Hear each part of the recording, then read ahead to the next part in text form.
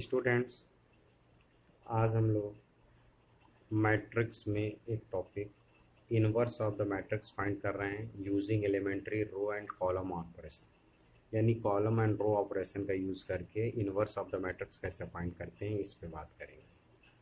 पहली चीज़ तो आपको ये याद रखना है कि पूरे क्वेश्चन में अगर वो रो यूजिंग रो ऑपरेशन बोल रहा है तो आपको केवल रो ऑपरेशन यूज़ करना है, और अगर कॉलम ऑपरेशन बोल रहा है तो ओनली कॉलम ऑपरेशन का यूज़ करना है। ओके, पूरे मैट्रिक्स में इस क्वेश्चन को देखने से पहले कुछ इंपॉर्टेंट थिंग्स हैं जो आपको पता होनी चाहिए।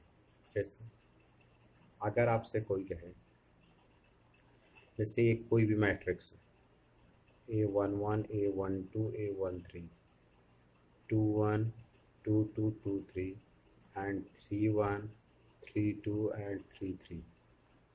ओके, तो पहले तो एक तो स्टेप आप पता होनी चाहिए।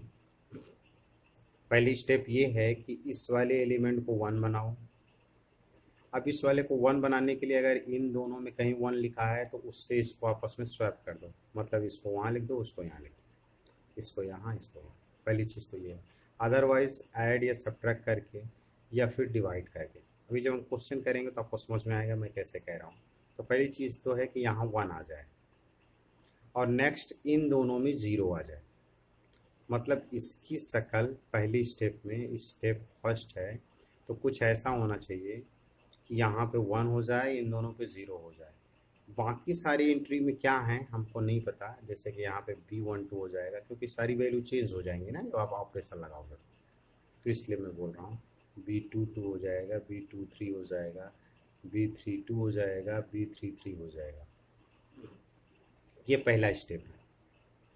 नेक्स्ट स्टेप में आपका एम होना चाहिए यहाँ पे 1 बनाना और इसको 0 बनाना। तो स्टेप सेकंड क्या है, कैसे बनाओगे? यूजिंग रो ऑपरेशन, तो रो, कॉलम तो कॉलम। ऐसा करोगे तो ये 1 0 0 ऐसे रहेगा, ये B12 और B13 ऐसे रहेगा। चेंजेस इसमें लाओगे तो एक ये 1 बन जाएगा। अब जैसे ही ये 1 बनेगा तो यहाँ एक नया है, क्योंकि ऑपरेशन लगाओगे तो नई वैल्यू बन जाएगी, तो यहाँ पे C23 करते रहे। इसी मतलब एक नई वैल्यू आ गई और कोई रीज़न नहीं। यहाँ पे 0 बनाना है, यहाँ पे C33 बनाना है। इस तरीके से तो क्या सीखा आपने? ऐसी कोई मैट्रिक्स से पहले यहाँ 1 बनाना, इन दोनों को 0 बनाना, अगेन उसकी शक्ल ऐसी हो जाएगी। तो यहाँ पे वैल्यू को 1 बनाना और नीचे के वैल्यू को 0 बनाना, तो उसकी शक्ल ऐसी हो जाएगी। नेक्स्ट इसको 1 बनाना, इसको 1 बनाना। ओके, तो स्टेप 3 में क्या करना है, 1 0 0 B12 1 0, अब B13 C23, इसको 1 बनाना है तो ये 1 बन गया। लो, ये 1 किसकी हेल्प से बनाना है?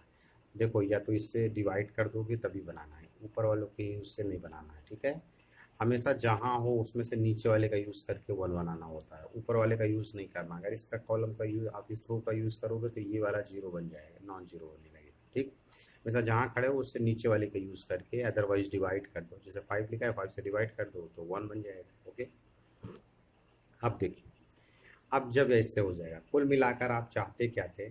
आप चाहते थे कि ये मैट्रिक्स है, तो हम चाहते थे कि यहाँ 1 1 1 हो जाए और यहाँ पे 0 हो जाए, ऐसा हम चाहते थे। यहाँ कुछ भी रहे, नो प्रॉब्लम। देखिए, हमने इस तरीके से बना लिया। इतना करने के बाद अब आपको एक सीधा सा केस है, इस 1 की हेल्प से इन दोनों को 0 बनाओगे और इस 1 की हेल्प से इसको 0 बनाओगे, और जैसे बनाओगे ये क्या बन जाएगा, ये आपका आइडेंटिटी मैट्रिक्स बन जाएगा।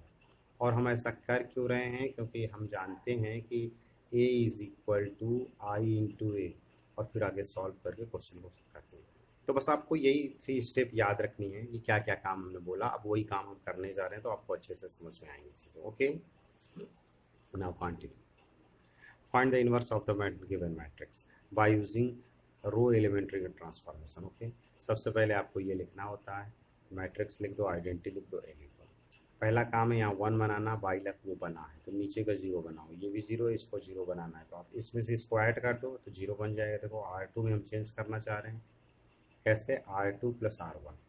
जो काम इधर करोगे वही काम इधर भी करोगे, तो इसलिए आपको नो प्रॉब्लम होगी। ओके, तो इसको ऐड कर दो। तो पहला तो ऐसे R2 में चेंज करो, इस ऐड करोगे 0 आएगा, इसमें से ऐड करोगे 5 आएगा, इससे ऐड करोगे -2 आएगा। यही काम यहाँ करना पड़ेगा। तो ये 1 आ जाएगा, इसको ऐड करोगे 1 आएगी, ये 0 का 0 होगा। ठीक, अब आगे का काम करते हैं। नेक्स्ट इसको 1 बनाना है। नेक्स्ट टाइम हमारा क्या है, इसको 1 बनाना है। तो 1 बनाने के लिए हम लोग क्या करते हैं, इसमें 2 से मल्टीप्लाई करते हैं और इसको इसमें ऐड कर देते हैं। तो R2 को 1 बनाना, तो R2 में चेंज करना चाह रहे हैं। R2 में कैसा चेंज करते हैं कि R2 में R2 + 2R3 करेंगे तो ये क्या हो जाएगा, 2R3 करेंगे तो ये 5 से 4 और सब्ट्रैक्ट होगा तो 1 बन जाएगा। तो देखो यही काम किया। तो इसमें नो चेंज, तो ये जैसे था वैसे लिख दो, लास्ट वाला जैसे था वैसे लिख दो, बीच वाले में चेंजेस चाहते हो तो R2 + 2R3, तो R2 + 2R3 कोई मतलब नहीं, R2 + 2R3 करोगे तो 4 सब्ट्रैक्ट होगा 1 होगा, R2 + 2R3 तो ये कैंसिल होकर 0 हो जाएगा। ओके, अब देखिए हमने इसको 1 बनाया, इन दोनों को 0 बनाया। बाई लक ये 1 बना हुआ है, वो अभी बनाया, सॉरी। इसको बनाने के बाद अब इसका काम 0 बनाना है। अब इसको हम नहीं देखेंगे, केवल इस पर काम करेंगे। इसको आपको 0 बनाना है। कैसे बनाओगे, 2 से मल्टीप्लाई करके इससे क्या कर दो, ऐड कर दो। तो R3 में हम क्या चाहते हैं, R3 + 2R2। जैसे ही आपने किया तो ये दोनों तो ऐसे ही है। इसमें देखो R3 + 2R2, तो R3 + 2R2 0 होगा, R3 + 2R2 तो 2 से मल्टीप्लाई कर ऐड किया 0, 2 से मल्टीप्लाई करके ऐड किया 1 ही आया। यही काम हमने इधर भी किया, 2 से मल्टीप्लाई करके ऐड कर दिया। ओके, 2 से मल्टीप्लाई करके ऐड करोगे 0 से तो 2 आएगा, 2 से मल्टीप्लाई करके 0 से ऐड करोगे 2 आएगा, 2 से मल्टीप्लाई करोगे तो 2 या 4 + 1 5 आएगा। ये देखो नेक्स्ट टाइम क्या है हमारा, इसको 1 बनाना। बाई लक ये 1 बना हुआ है। ओके, जब ये वाली वैल्यू 1 बनी हुई है तो अब हमारा एम क्या है, इन दोनों को 0 बनाना। याद करो हमने बताया था, इसकी हेल्प से इसको 0 बनाएंगे और इसकी हेल्प से इन दोनों लाइन को 0 बनाएंगे। तो बाई लक ये 0 है, ये केवल इसको बनाना है। तो दोनों को 0 बना लें। पहले R1 में चेंज करना चाहते हैं, कैसे, आप चाहते हो ये वाला 0 हो जाए तो 2 से मल्टीप्लाई करके इससे ऐड कर दो। तो देखो ये 0 है, नो प्रॉब्लम करेगा। और अगर 2 से इसमें मल्टीप्लाई करके इससे ऐड कर दो तो ये 0 हो जाएगा, 2 से मल्टीप्लाई करके इसको सब्ट्रैक्ट कर दो तो 0 हो जाएगा। तो पहले तो R1 में चेंज चाहते हैं, R1 - 2R2 माइनस कर रहे हैं। देखो जो इधर करेंगे वही काम इधर करेंगे। ओके, तो जैसे ही ये काम करोगे R1 - 2R2, तो R1 - 2R2 0 ही रहेगा, R1 - 2R2 2 से मल्टीप्लाई किया 0 हो गया, R1 - 2R2 तो -2 ही रहेगा। वही काम इधर किया। अब देखो ये वाला भी 0, केवल इसको बनाना है तो इसके हेल्प से बना लो, यानी 2 से मल्टीप्लाई करके इससे ऐड कर लो, इधर वाली मैट्रिक्स आपका जो है इन्वर्स हो जाएगा।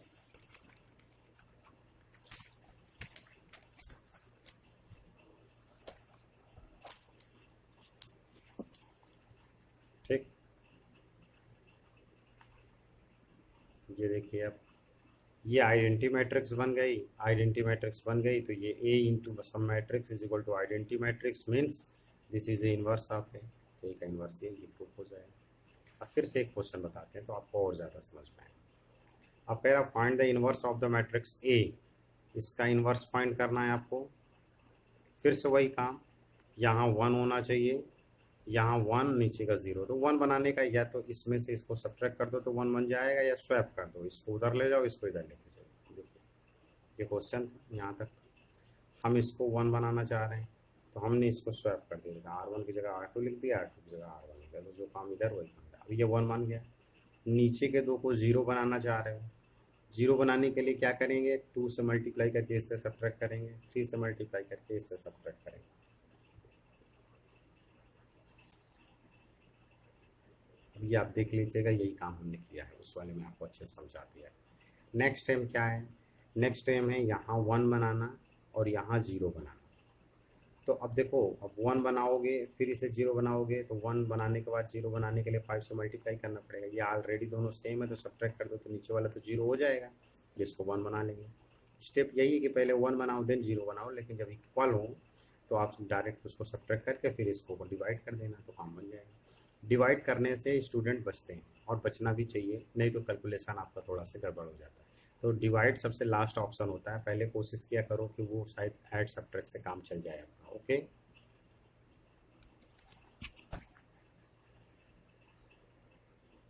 ये देखिए हमने सब्ट्रैक्ट कर देती होगी। अब नेक्स्ट टाइम क्या है, देखो 1 0 0, ये 0 हो गया, इसको 1 बनाना है। अब एक देखिए और कोई चारा है नहीं आपके पास, अगर इस वाले का यूज़ करके 1 बनाओगे तो गड़बड़ हो जाएगा। हमने बोला था जहाँ खड़े हो इसकी हेल्प से काम करना है। इसकी हेल्प से करोगे 2 2 जा 2 से, अगर इसको सब्ट्रैक्ट करते हो तो यहाँ भी वैल्यू चेंज हो जाएगी और वो हम नहीं चाहते। इसीलिए जहाँ खड़े हो उससे नीचे की ओर बात करेंगे। ओके, तो अब इसमें 5 से डिवाइड कर देंगे। देखिए ये 5 डिवाइड कर देंगे, तो इधर करोगे तो इधर भी डिवाइड होगा। अब ये 1 बन गया। अब आप कहें हम नेक्स्ट है इसको 1 बनाना। 1 बनाने के लिए क्या करोगे, अब इस वाले में इसका हेल्प ले सकते हो। ओके, तो अब सीधा सीधा सॉल्व कर लेते हैं। ये वाली वैल्यू हो गई। R3 में हम क्या चाहते हैं, R3 + 7 R। ओके, तो अब यहाँ से मैं डायरेक्ट आपको बता दे रहा हूँ, क्योंकि अब आप थोड़ा सा कोशिश करिएगा। अब देखो नेक्स्ट टाइम है इसको 1 बनाना। इसको 1 बनाने के लिए हमने बोला था नीचे का यूज़ नहीं करेंगे, तो यहाँ से ना करते हुए, इस वाली लाइन को ना करते हुए आपको ये समझना है कि इसको 1 बनाने के लिए सीधा सा कंसेप्ट है, आप R3 में चेंज कर दो। R3 में चेंज कर दो, कैसा कर दो, -1/6 R3। ओके, जैसे ऐसे करोगे तो ये 1 बन जाएगा, और ये 1 बन जाएगा तो इसके हेल्प से इन दोनों को 0 बनाओ और इसके हेल्प से इन दोनों को 0 बनाओ। ऐसा करोगे तो आपके रिक्वायर्ड मैट्रिक्स आ जाएगी। ओके, तो ये काम आप अपने से करोगे तब आपका काम बन जाएगा। नेक्स्ट, कुछ इंपॉर्टेंट टास्क हैं जो कि आपको पता होना चाहिए, तो एक एक करके देख लो। पहला, आपको पता होना चाहिए कि if A is any n cross n matrix, तो एडजॉइंट ऑफ, ये फार्मूले हैं जो कि आपने पहले से पढ़ रखे हैं कि adjoint of A determinant of A को n-1। एडजॉइंट का एडजॉइंट क्या होता है, an-1 का पावर स्क्वायर। अगर 3 बार एडजॉइंट लिखा है तब डिटर्मिनेंट निकाल रहा है तो पावर 3, तो अगर n टाइम कर रहा है तो ये पावर n हो जा रहा है। केवल यही समझना है। इस पर डिपेंड क्वेश्चन आते हैं, मेंस में भी हो जाते हैं, तो आप इसको देख लीजिएगा। बोर्ड में भी एक आध क्वेश्चन आता है कि ये बहुत इंपॉर्टेंट फार्मूला है। तो k की पावर n-1 एडजॉइंट ऑफ है। ओके, कोई डिटर्मिनेंट में याद करो, इस तरीके की चीज़ें होती थी जस्ट वही। और ये इंपॉर्टेंट एडजॉइंट ऑफ ए क्या होगा, डिटर्मिनेंट ऑफ n-2 इंटू ए। ये इधर भी मैट्रिक्स तो इधर भी मैट्रिक्स। ओके, अब क्वेश्चन है, if A is a square matrix such that adjoint of a 64 है और determinant of a 8 है, then find the order of the matrix। Okay, आप फार्मूला देखो, ऑर्डर मीन्स n, तो may be A is the n cross n order matrix, तो adjoint of ए जो ये formula होता है वैल्यू रख दो, कंपेयर कर लो, तो n की वैल्यू 2 हो जाएगी। Sorry, n-1 is equal to 2, तो n इज इक्वल टू 3 हो जाएगा।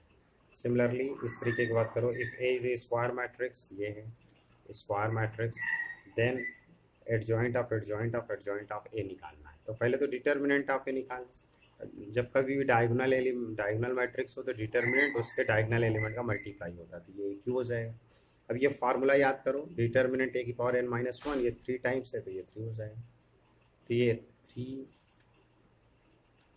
तो ये 3 हुआ। तो अब ये एक डिटर्मिनेंट की वैल्यू ए क्यूब है, ए क्यूब रखा, 3 है तो 3 - 1 2, 2 का स्क्वायर 4, ये 4, इन दोनों का मल्टीप्लाई किया 12 आया, यही आंसर आ जाएगा।